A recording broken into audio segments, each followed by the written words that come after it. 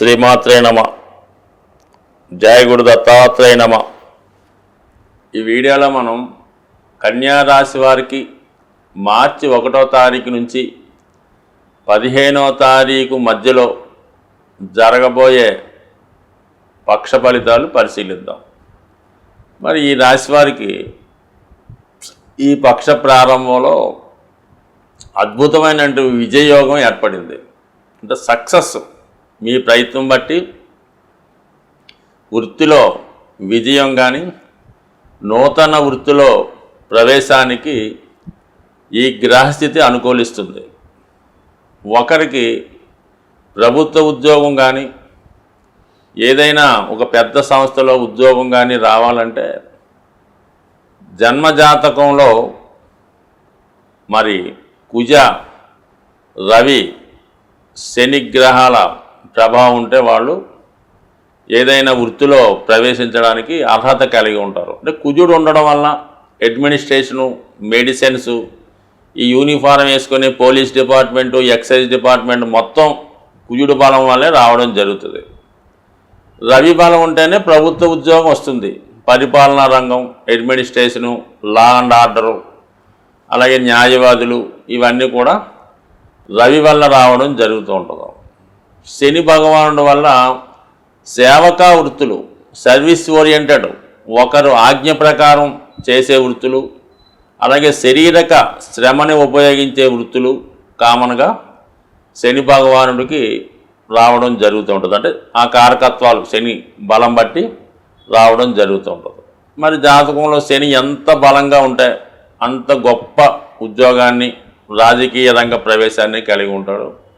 శని ఎంత బలహీనంగా పరమ వీక్గా ఉంటే అలాగే ఈ మున్సిపాలిటీలో స్వీపర్లు, ఈ చెత్తబండి నడిపే ట్రాక్టర్ డ్రైవర్లు, అందులో చేసే వృత్తి వారు కూడా దానికి శని కారణం అవుతుంటాడు.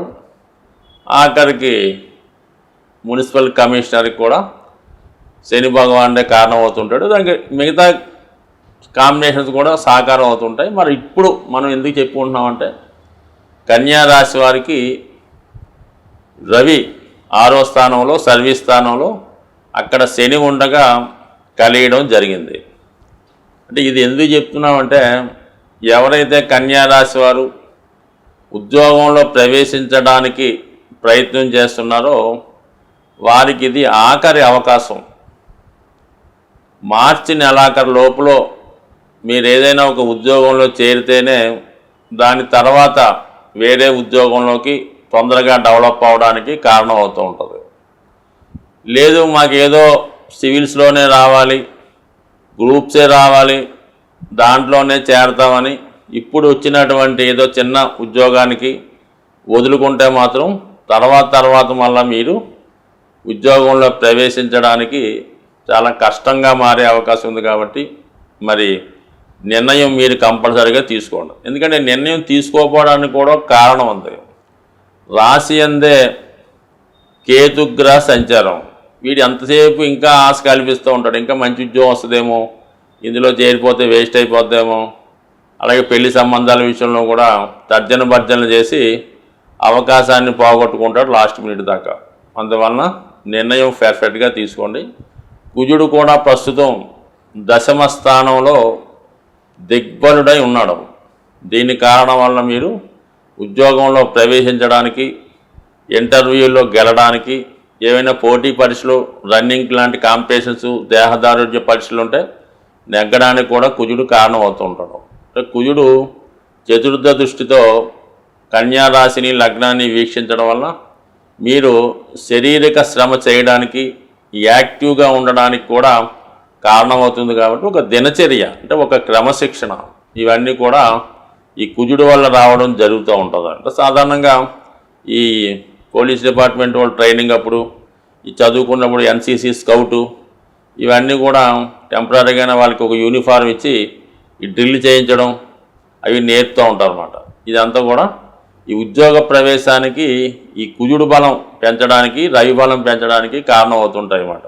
అందుకని మరి ఈ రాశివారు ఏదో ఒక ఉద్యోగంలో ప్రవేశించడానికి ఈ టైం బాగుంది కాబట్టి ముందు చేరిపోండి, దాని తర్వాత చూద్దాం.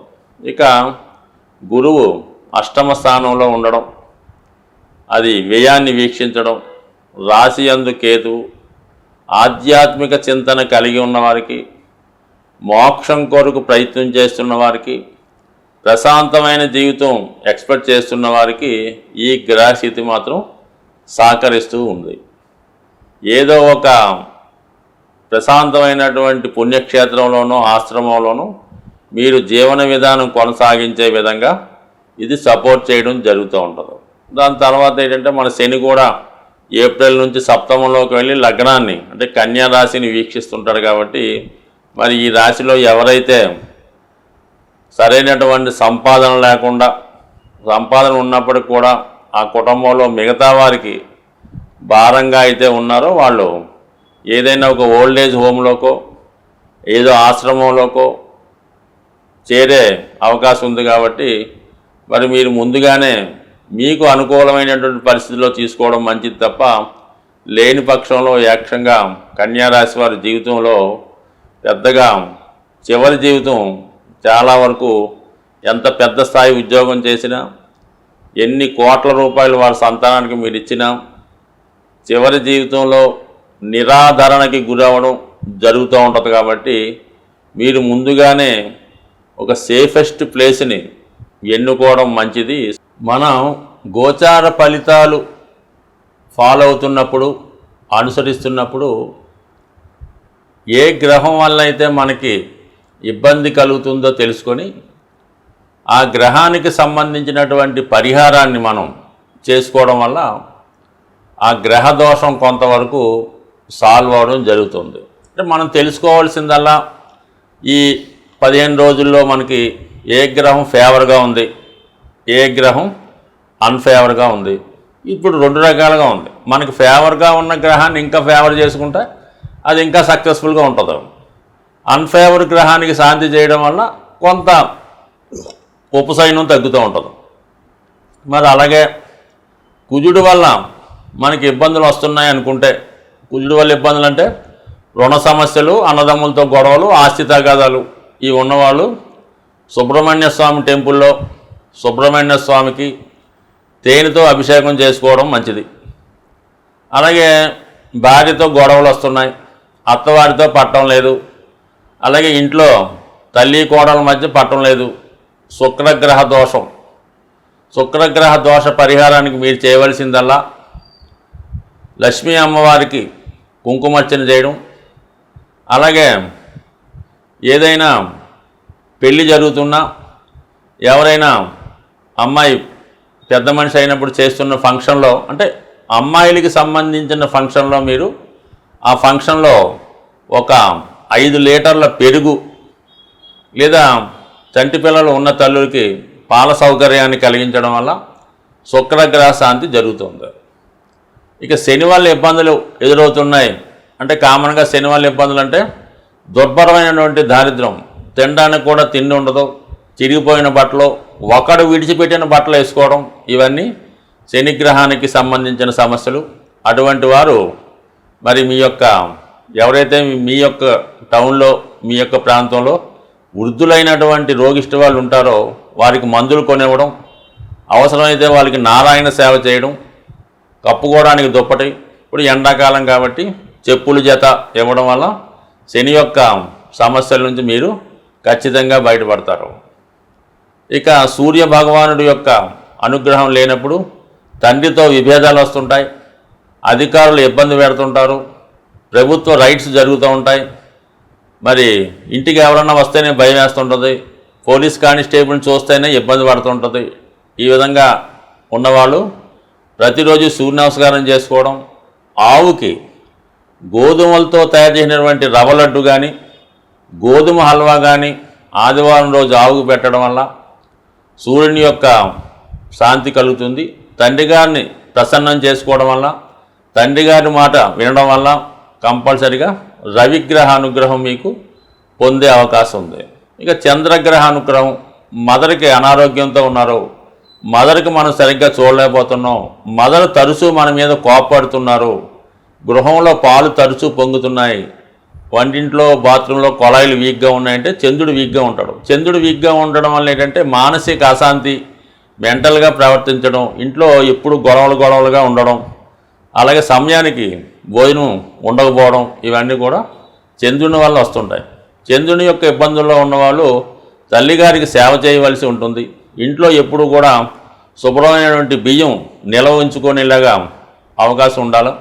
అలాగే శివునికి సోమవారం ఆవు పాలతో అభిషేకం చేసుకోవడం వల్ల, మాతృ సమానమైనటువంటి వ్యక్తులకి నిత్యం పూజించడం వల్ల, వాళ్ళ పాదాలకి నమస్కరించడం వల్ల చంద్రగ్రహ అనుగ్రహం లభిస్తూ ఉంటుంది. అంటే ప్రతి గ్రహానికి పరిహారం ఉంటుంది.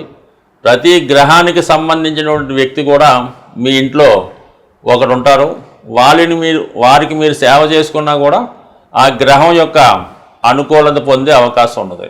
రాహుగ్రహం మీ తాతగారు, కేతుగ్రహం మీ అమ్మగారి నాన్నగారు, ఈ విధంగా అన్ని గ్రహాలకు సంబంధించిన కుటుంబ సభ్యులు మీలో ఉంటారు. కాబట్టి మీ గృహమే ఒక నవగ్రహ దేవాలయంగా భావించి ఇంట్లో వాళ్ళందరికీ ఏ కష్టం రాకుండా మీరు చూసుకుంటే అదే మీరు నవగ్రహాలని ఆరాధించినట్టు స్వస్తి.